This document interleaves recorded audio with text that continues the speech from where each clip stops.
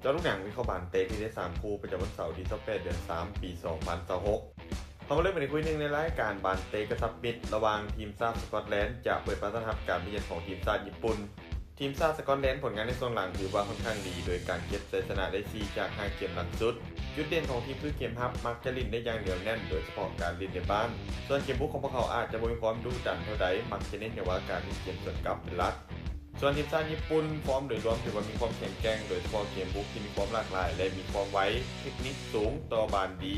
ผู้เกมคาดว่าสกอตแลนด์น่าจะมาลินด้วยความหัดกลุ่มเน้นทับลึกบวกกับการลินเกมสวนกลับเป็นระยะส่วนญี่ปุ่นน่าจะเป็นฝ่ายที่คล้องบานหลายกว่าน่าจะพยายามเจาะจากทางด้านข้างเป็นหลักเบนการภาพรวมเกมนี้มีความสูสีหลายแต่ญี่ปุ่นพวกเขามีมิติในการเล่นเกมบุกที่หลายกว่าเล็กน้อยการคาดการณ์สกอร์ที่น่าจะเกิดขึ้นญี่ปุ่นจะบุกมาเฉือนเอาชนะสกอตแลนด์ไปด้วยสกอร์2-1มาตอนที่2เตะในเวลา 00:00 ของคืนนี้การพบกันระหว่างทีมชาติฮังการีจะเปิดบ้านต้อนรับการมาเยือนของทีมชาติสโลวีเนีย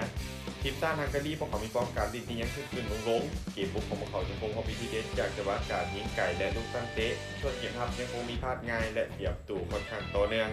ส่วนสโลวีเนียพวกเขามีป้องกันดีที่บ่ค่อยดีเลยในช่วงหลังโดยก็สามารถเก็บชัยชนะได้เลยใน5เกมหลังสุด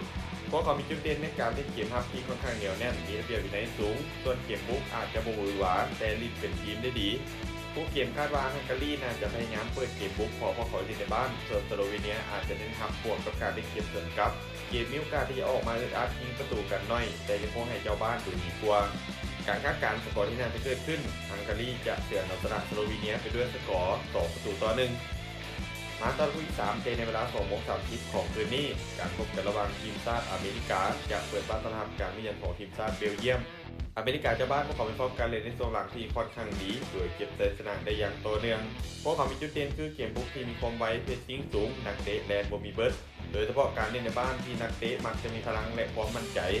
ส่วนทีมชาติเบลเยียมพวกเขามีฟอร์มถือว่ามาตรฐานดีแต่บ่ได้ฮ้อนแฮงหลายขุมกำลังของพวกเขามีคุณภาพสูงเกมบุกมีความเฉียบคมแต่ระยะหลังทีมเริ่มมีการเปลี่ยนทายผู้เล่นอาจจะยังบ่ลงตัว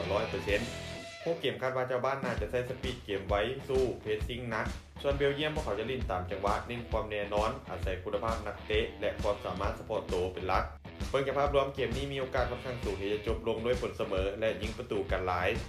การคาดการณ์สกอร์ที่น่าจะเกิดขึ้นอเมริกาจะเปิดบ้านเสมอกับเบลเยียมไปด้วยสกอร์2-2สุดท้ายนี้แต่ทุกคนสนใจในทางที่ดีแบบนี้อย่าลืมกดไลค์กดแชร์ออกไปเพื่อเป็นแนวทางเพิ่มเติมและใครที่สนใจอยากลงทุนสามารถกดลิงก์ทางหน้าช่องได้เลยเด้อ